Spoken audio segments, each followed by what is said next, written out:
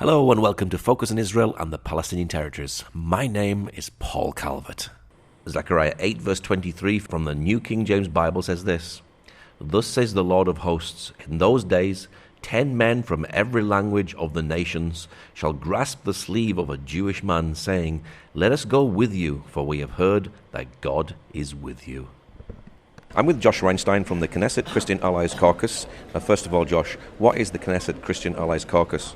Well, the Knesset Christian Allies Caucus is a group in the Israeli parliament of members of parliament from left to right, religious to secular, that work together to mobilize direct lines of communication, cooperation, and coordination with Christian leaders around the world, whether it be political leaders, leaders of organizations, or churches. We realize that in the 21st century, there needs to be a new relationship between Jews and Christians in support of Israel, and we work to develop what we call faith-based diplomacy. Is that relationship good at the moment? Absolutely. I think that this year is probably the most successful year for faith-based diplomacy. A lot of the things that we're seeing around the world, from the Tel Aviv embassy move to Jerusalem, the U.S. embassy, to the Guatemalan embassy, to a lot of the anti-BDS legislation, are happening because of grassroots Christians making a stand and demanding of their parliaments and their governments to stand with the state of Israel. Now, you just came back from the UK and spoke in the British Parliament. What were you speaking about inside Parliament? We met with our sister caucus, the British Parliamentary Israel Allies Caucus. It's headed up and chaired by Member of Parliament Mark Pritchard, and he hosted an event to discuss BDS, the newest form of anti-Semitism, and EU regulations on labeling goods from Judea, Samaria, Jerusalem, and the Golan Heights, which we see as a revitalization of the Nuremberg laws of the 30s, where they're once again labeling Jewish goods, unfortunately, in Europe. So this was members of the Knesset and British Parliament meeting together. Which MKs from Israel went, and which MKs did you meet in the UK? We met with several MKs and a couple cabinet ministers as well. I don't remember all the names. As I said, it was hosted by Mark Pritchard. We came with 2 members of Knesset. We always try to do everything bipartisan here. Someone from the Likud, Shirin Haskell, who's the acting chairperson of the Knesset Christian Allies Caucus, as well as Orit Farkas-Cohen, who's from the Blue and White Opposition Party. These issues like BDS and anti-Semitism are not partisan politics here. Both the right and the left stand together against this new form of anti-Semitism. How dangerous is the BDS movement, and are they powerful, and are they winning the boycott of Israel race? I think they're losing the boycott of Israel race. We can see this in trade all over the world. The anti-BDS legislations in 27 states that kind of took $3.5 trillion off the table for any company that wants to be involved in BDS has really been effective. We saw this with the case of Airbnb, where they had to retract their boycott of Judea and Samaria. The problem with the BDS is that it's becoming something that is seen as normal and mainstream, and really what it is anti-Semitism. They've basically taken the idea of boycotting Jews in the 30s, and they just replaced the word Jew with Israel. So instead of boycotting Jewish professors, now they say boycott Israeli professors. Instead of saying don't do business with Jewish businesses, they say don't do business with Israeli businesses. And it's a very scary thing to see this become talked about in the mainstream. We have members of parliament in the UK who are supporting the BDS, and just to be unabashedly anti-Semitic like that, I think is a dangerous policy. It's basically anti-Semitism wearing a different hat, isn't it? And it's trying to be more legitimate because you can't be anti-Semitic. I think that all anti-Semitism is the same, but they try to mask it in different ways. They talk about the blood libel of the Jewish people, where they said that we were using Christian children's blood to make matzah for Passover. Now they're saying we're giving poison candies to children in Gaza. I mean, it's the same idea of this evil Jewish people coming in and usurping another land. But think about it logically. What people have a greater claim to the land than the people of Israel to the land of Israel? It makes absolutely no sense. This is the same virus of anti-Semitism that we see spreading all over the world. And in Europe, they started this idea to say, no, we're anti-Zionist, not anti-Jewish. And today, I think that mask has kind of fallen. A lot of them are saying, okay, we don't like Jews too. It's not just Israel. They're against circumcision. They're against kosher slaughter. And it's getting to an extreme in Europe that we haven't seen since the 1930s. And I think people need to wake up and realize that this anti-Semitism is the same roots of all anti-Semitism that we've seen throughout history, and it's very dangerous. Does boycotting Israel actually damage the Palestinian livelihood as well? I think it damages the Palestinians a lot more than Israel. I mean, our economy is booming. We're one of the fast-growing economies in the Western world. We do incredible business. I think 1 out of every 6 medications in the UK comes from Israel today. We're the startup nation. Where it really damages is coexistence, because what happens is that you have these factories in Judea and Samaria that majority of the workers are from the Palestinian Authority. If they get boycotted, then it's the Palestinian Authority, Palestinian workers that lose their jobs, not the Israelis. They'll just move to some other place and hire Israelis. So it doesn't really have an effect on our economy as per se. It affects coexistence and affects people who believe in peace. A prime example of that is SodaStream, isn't it? Yeah, SodaStream, I think they lost 300 Palestinian jobs. They just moved down to the Negev, hired Israelis, and it's a shame. Those were 300 Palestinians that were making a good living, and because they were being internationally boycotted, they felt that they couldn't have their business model work in Judea and Samaria, and they moved to the Negev. Now, as you know, the end of the story is that they were sold for, I think, $3.6 billion to Pepsi, so it didn't hurt SodaStream. Yeah. They actually did pretty well, but those Palestinians never got their jobs back, and that's really the goal, is to destabilize peaceful efforts of coexistence between Palestinians and Jews, because the end goal is the destruction of the Jewish people in the state of Israel. You know, they say we're not against the Jewish people, we're just against Israel. Well, who do you think lives in Israel? Half the Jewish population of the world lives in Israel. This is the only Jewish state, so you can't be against Israel and not be against the Jewish people. How are Jews and Christians fighting the BDS movement? I think they're fighting it extremely effectively. I think the best example would be the state legislation in America. It started in South Carolina as Christians got involved with the political process and spoke to their state legislators to make a law that made it illegal for the state to contract with anyone who's involved in BDS or invest in any funds that are involved in BDS. And this spread like wildfire to Texas, to Florida, to Ohio. It's now in 27 states, as I said. And I think this could be a great example of how Christians got involved in the process and put out a political win. But I think it's not just at BDS. You see the embassies moving to Jerusalem. That's a very big effect of faith-based diplomacy and Christians and Jews working together, as well as other things where it comes to, you know, recognition of the Golan or the fighting of the horrible Iran deal. There's some big things happening in Judeo-Christian relations, and thank God we're seeing Christians wake up and take a stand on the state of Israel. Can someone truly boycott Israel? Israel is doing so much good around the world and being a light to the nations. Could you really actually boycott Israel? Wouldn't you just have to live in a cave?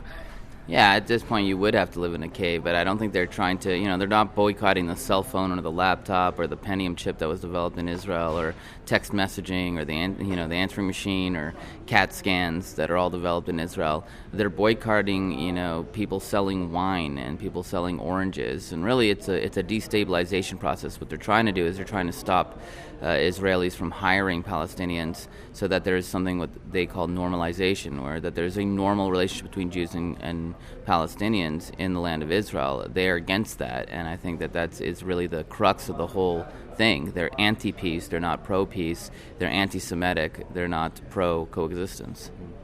Now, you were also talking about anti-Semitism in Parliament. Are you worried about the rise of anti-Semitism across Europe? Absolutely. I think it's becoming very scary. You have one party in London or in England right now that is run by an unabashed anti-Semite. I mean, just yesterday you've had people leave the Labour Party because they just couldn't be involved in such anti-Semitism. There's a mass exodus of Jewish people from the Labour Party in London because of it, and this is the same in parties all across Europe. As I mentioned before, there are movements to try to ban circumcision. Well, that means that no Jewish person can have children in that country. What does that mean? They have to leave, or kosher food, so they can't have a meal. They're attacking the roots of Judaism and the culture of Judaism in a way that it makes it impossibly Jewish in Europe today. And then you take a case of the Irish Parliament. They're passing laws, crazy laws. They've done to a third reading now that if you buy anything in East Jerusalem or Judea and Samaria, you can be punished in 5 years of jail and a huge fine. That means if you go to the old city and you buy a souvenir, you can go to jail for 5 years in Ireland if that passes. I mean, that's just blatant anti-Semitism. It's a horrible trend. But I think this time around, because we have the Jewish state of Israel, the real victims are going to be Europe. I think that Europe, at least Western Europe, is in big trouble. They're near collapse, and radical Islam is taking a real foothold there. And they think by appeasing radical Islam and feeding Israel to the crocodiles that they'll be last. But it's not the case. They're going to be first, and I think we're going to see a real erosion of democracy and freedom in those countries because of their embracement of anti-Semitism and pro-Islamist behavior. Should Jews start returning home to Israel? Look, I don't know if it's the time where Jews should be running for their lives. I think that we're not too far from that. But at this point, I believe that all Jews should live in Israel. I believe it's a commandment by God that during these times when he's doing the ingathering of the exiles, the Jews need to return from the south and the north and the east and the west. And we're seeing that. Within 3 years, there'll be more Jews in Israel than the rest of the world combined. So I think that is something very positive. Do people need to take haste and run now? I don't think we're at that point yet, but I can certainly see it up ahead. Winston Churchill says the farther we look back, the further ahead we can see. And you don't need to look too far back to see what happened the last time that there were boycotts against Jewish businesses in Europe. As a Jew, is anti-Semitism a demonic root? Look, I think anti-Semitism is just like Israel. It's the tip of the sword. What they're against is God. They're against God's commandments. They're against God's Bible. They're against God's prophecy. And so the Jewish people, who is a nation that's supposed to stand alone, to be a light unto the nations, are always the first to be attacked in the virus of anti-Semitism. But they never are the last. It starts with the Jews, but it goes then closely to the Christians and other groups as well. Radical Islam says first the Saturday people, then the Sunday people. And I think that if you look around today, the real persecution in the Middle East isn't the Jewish populations, it's the Christian populations. So we're starting to see that take hold already. Anti-Semitism is just the rejection of God and the Bible. And I think that people who believe in the Bible and the God of Israel have to be just as worried about it as the Jewish people. Were you encouraged to see Jews and Christian leaders coming together in unity at the meeting? Yeah, I think it was a great meeting in the British Parliament because you had the leaders of the Jewish community, the leaders of the Christian community, and you had political leaders all standing together for peace and freedom and against anti-Semitism and the BDS movement. And I think that was a really beautiful picture of maybe things to come. I hope that there's more unity in the Jewish and Christian communities in the UK and not less. And I think as we see more and more anti-Semitism, those communities will come together. But we need bold leadership in the political spheres, and we're very excited to have our chairman, Mark Pritchard. He's a courageous member of parliament. He's unabashedly standing with the state of Israel because of his beliefs in freedom and democracy. And so it's exciting to see what he's been able to put together in the British Parliament. Are you pleased that there's a good relationship developing within the Christian community when it comes to supporting Israel? Oh, absolutely. I think faith-based diplomacy is the most important weapon we have in our diplomatic arsenal today. It's the reason the embassies moved. It's the reason we have anti-BDS legislation. It's the reason that we have a bloc in Africa of support. It's the reason we're having more friends in Latin America. As Christianity gets more developed and continues to come together and elect their own candidates, I think we're going to see more and more pro-Israel sentiment around the world. And it's because of Christians who believe in the Bible. We've got a leadership challenge in the Conservative Party in the UK. Do you think that there's a good support for Israel between the two candidates? Yeah, I think Boris Johnson and Jeremy Hunt both are pretty pro-Israel when it comes to the issues. I know that Boris Johnson is closer to the Trump administration, which is always a good sign, because we've never had a more pro-Israel administration in America than the Trump administration. But at the same time, I know Jeremy Hunt is also a good friend of Israel. I think whoever wins the conservative race, I think it would be good for Israel.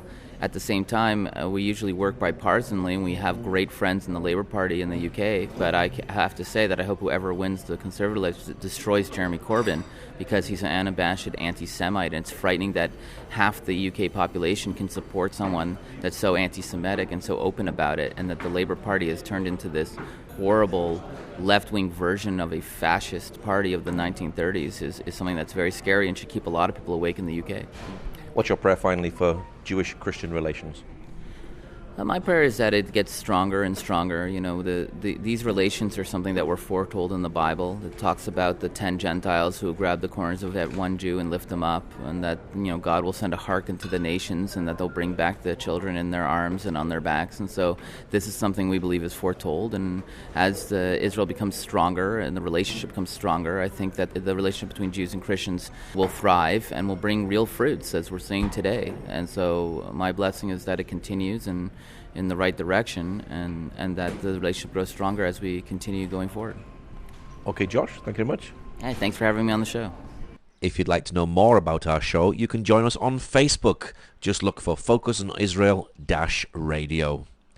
Ezekiel 37 verse 4-6 says this: Again he said to me, Prophesy to these bones, and say to them, O dry bones, hear the word of the Lord. Thus says the Lord God of these bones, surely I will cause breath to enter into you, and you shall live. I will put sinners on you, and bring flesh upon you, cover you with skin, and put breath in you, and you shall live. Then you shall know that I am the Lord, and the Jews will receive the real shalom peace.